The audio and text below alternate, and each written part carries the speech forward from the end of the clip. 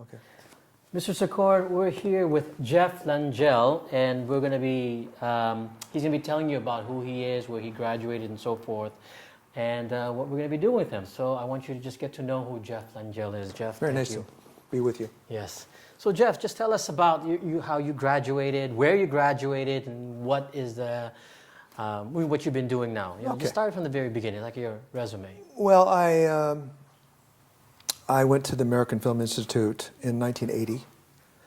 And, Which happens to be a very prestigious school here in... It's a very good school, yeah. Yeah. I actually applied twice before I got in.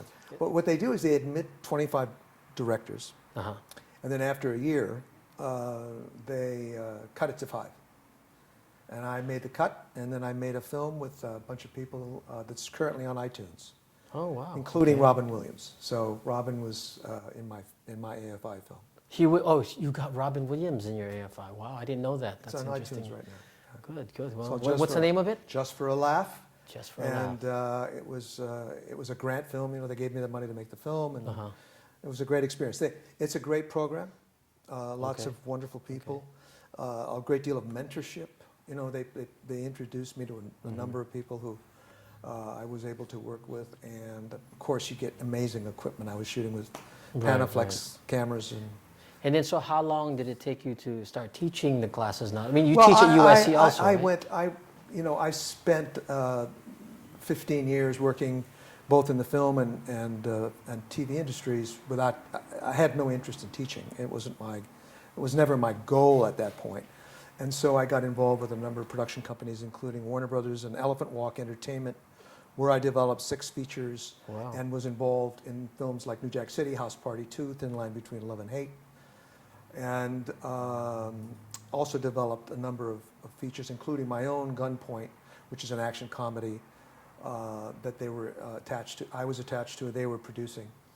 Okay. And during that time, I also got involved in television, and started writing and directing a number of original comedy pilots. And so I Okay. was kind of working in TV and film, and was doing both. So you have all the experience, hands-on experience already Well, in Hollywood. I've definitely been in a lot of different situations Yeah. and had to deal with a lot of problem solving creatively. I mean, one of the fundamentals I think that comes out of all of that experience for me is the importance of teamwork, the importance of collaboration, and the importance of the fundamentals. So Wow. 11 years ago, I started teaching my first directing class, and it's been a really amazing experience. I have loved working with the faculty. It's really some excellent people. One of the things I say in my class when I first start out, I say, what's the most important thing a director can do? And I love it because nobody ever gets it. They say, well, you know, tell people what to do, know where the camera goes, and I'll go, yes, that's true, that's true, but that's not what I'm thinking. Right. And then I finally, after everybody's given me their ideas, I say the most important thing a director can do is listen. Because if you learn how to listen, you learn how to collaborate, and you learn how to build and change, and you really learn how to make something better. Okay, so Jeff, let's talk about, you know, this new program that you were telling me about. What is it, the boot camp, the production boot camp? Yeah, it seems to me, you know, based on some of the goals you have, that by offering maybe a more condensed approach to production, especially focusing on the new production platform of the internet and YouTube and other marketplaces that are very youth friendly, and certainly many of my students are interested in, that there might be an opportunity to create a new venue, a new production opportunity for younger production people, directors, writers, producers who want to learn the discipline of production, but not devote 2 or 3 years to it. And so perhaps this is one way sort of to kickstart this program, is to introduce a more condensed, maybe 90-day, maybe 6-month kind of approach that would distill a lot of the things that we do in 1 or 2 or 3 years, and really focus on the internet as the primary goal of what they're about to do, and take them from beginning, story, construction, how do we build an episodic story? What are the essential ingredients to telling a story in an episodic structure? And go from there. Well, last question, Jeff. Yeah. What makes you, want to work for Hollywood International Film Academy? I'm very excited about a couple of things that you guys want to do. Having had many Asian students in the past, I've frankly increasingly interested in this crossover of Western and Eastern filmmaking, global filmmaking. We live in a new world. It's a global world. It's a global marketplace. I've had many students, I mentioned a couple of them to you, who are from China, who've gone back to China to shoot their films, have come back, and I've helped them sort of, in their post-production. And in the process, I've learned a lot about this new world that's growing in Asia, both in China, South Korea, and other Asian countries, Vietnam, Cambodia. There's a lot of very interesting, young, talented people who need to have more opportunity to discover their stories, to discover their dreams. And it seems to me that that's one of the goals that you have, setting high standards, setting standards that we're familiar with at USC, setting standards that we're familiar with at the American Film Institute, and bringing those standards to these countries, to these people, to these young people, and giving them the opportunity to excel. Well, hello, Mr. Secorn. I have here is another teacher from USC who graduated from USC with a PhD. His name is David Meldy. David, welcome to and listen to Mr. Rat Secorn, who is the chairman of the board of the Hollywood International Film Academy. Nice to meet you. Well, first of all, you have a degree. Tell me about your process. Tell me about your resume, basically, and a little about you. Well, I was originally in a quantitative economics background, headed for business. And then I got more interested in the humanities, in studying literature and the arts. And after I had a master's in literature, I became very interested in going to film school. And because I'm a native to Los Angeles, I had my sights set on USC. And also because of the reputation of the school, I figured if I'm going to get a PhD, if I'm going to go through all of that work, I want it to be a top program. And what courses have you taught, just in the past? Well, it's been a broad range.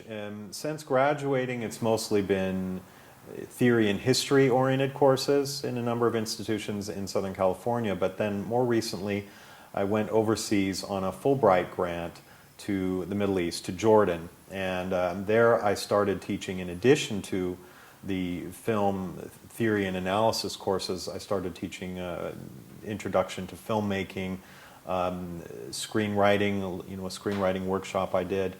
And then I continued with that pattern of sort of crossing over between theory and production when I was teaching in Saudi Arabia in the fall. So you taught in Saudi Arabia as a film teacher, right? Yes, I was one of three in a very new program in Saudi Arabia, which is actually the school is affiliated with USC.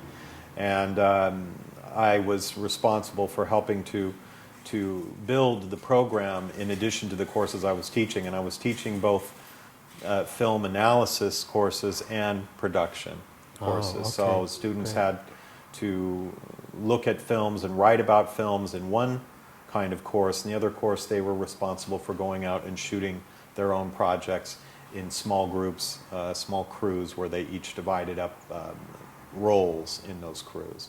So you're very open to travel outside the United States and teach or even become a dean of one of these schools. I am. I've been looking for opportunities. When I was there, I was reaching out to as many film schools and institutions that I could find in the Middle East to see what was going on, what they were doing, what their programs had, what their programs lacked.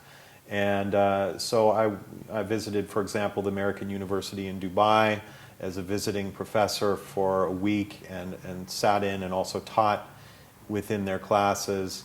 And I visited a number of other media institutions in Jordan. One was focused more on journalism, but they asked me to come and teach a course on using film and ways of improving visual aesthetics in their journal assignments. So, David, you told me you've been to Cambodia.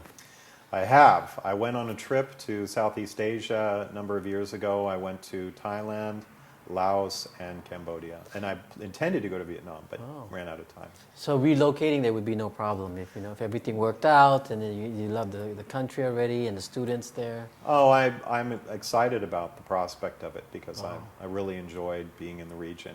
Well, And, good, I like traveling around the world as much as possible. Now, if you've never been a dean before, but it's something that you feel capable of doing, right? You're creating a great faculty of teachers that's going to give a great service to the students. That's right. I feel like my background is a little bit more well-rounded than a lot of other PhDs that stay primarily within the theoretical side of things. And also with my recent overseas experience, I've been doing a lot of work in curriculum planning and building a film program and or a film school up from practically nothing. So that's something I'm deeply interested in doing, and also being in an international environment to do that project, to build a film school, to find quality professors from here or elsewhere to come over and teach, and to really try to create an efficient working school that really does what it's supposed to do, not just attract students, but to actually give them something of quality that they can come away with and hopefully make some sort of an impact in the industry. So how do you plan on keeping the standards of the Hollywood International Film Academy, like USC or AFI?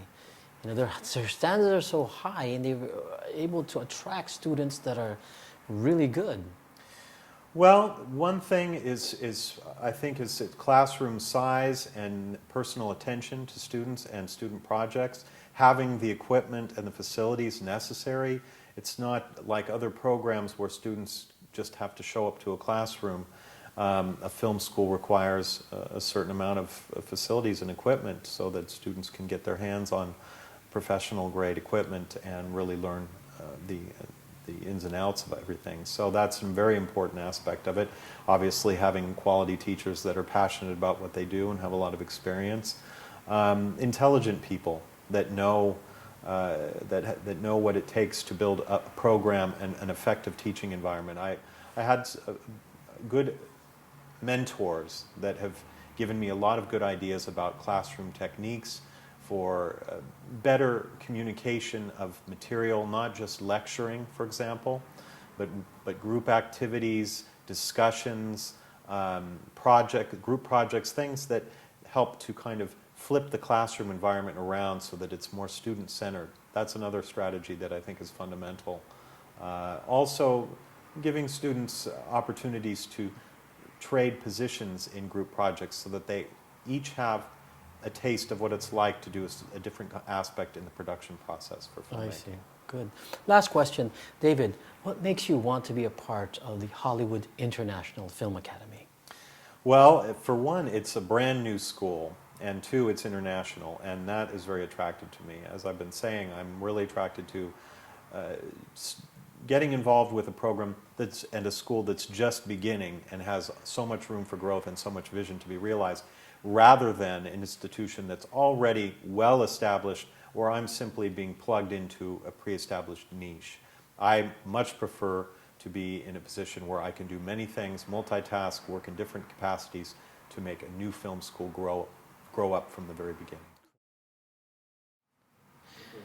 Okay, Mr. Sikorn, we have another candidate here. He is a photographer and a cinematographer. His name is Bruce Heinsius. So Bruce is going to tell us more about what he does, what his expertise is, and how he can be a big value and asset to the company, Hollywood International Film Academy. Bruce, Mr. Sikorn. Hello, Mr. Sikorn. I'm a photographer and a cinematographer, and I've been shooting several of ACE's feature films, 3.5 films, and I also do really cool still photography like action photography, and I'm very meticulous about lighting and composition. You have a specialty in cosplay, right? Where you put the background and the image together, right? Is that something that is a profession or a passion that you like to do? That's my favorite type of photography, is to shoot cosplay, which is costume players. You know, taking the word costume and play together, and they dress up in costumes that they often make themselves, and they're usually fans of some TV show or comic book character or anime. And I like to photograph them in action, not just posing.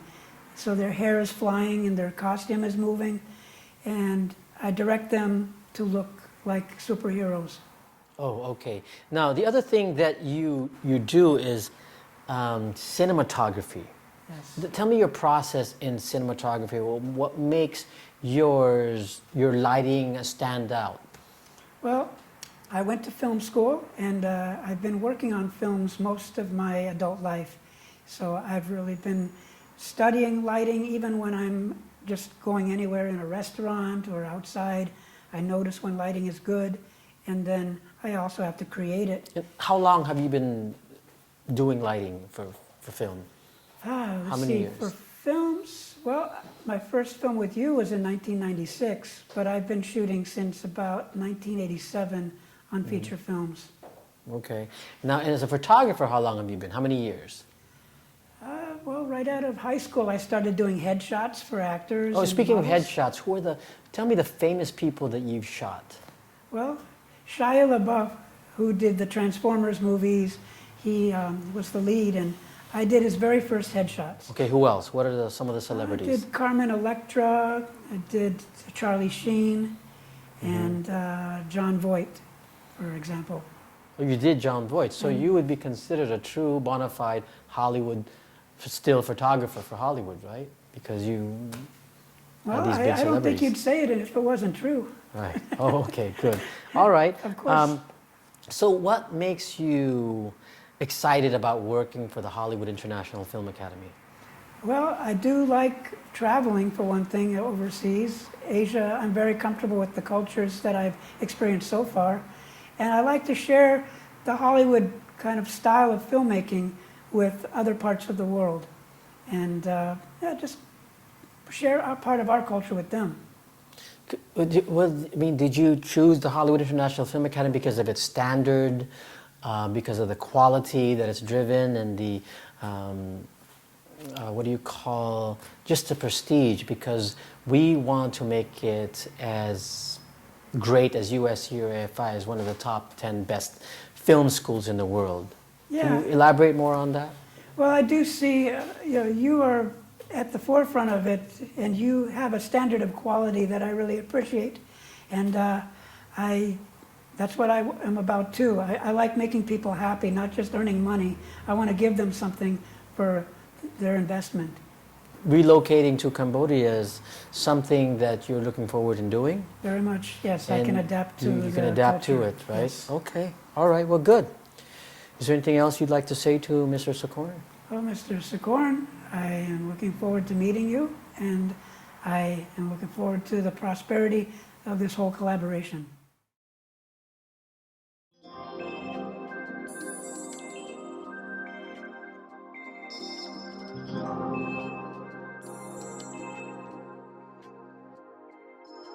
Thank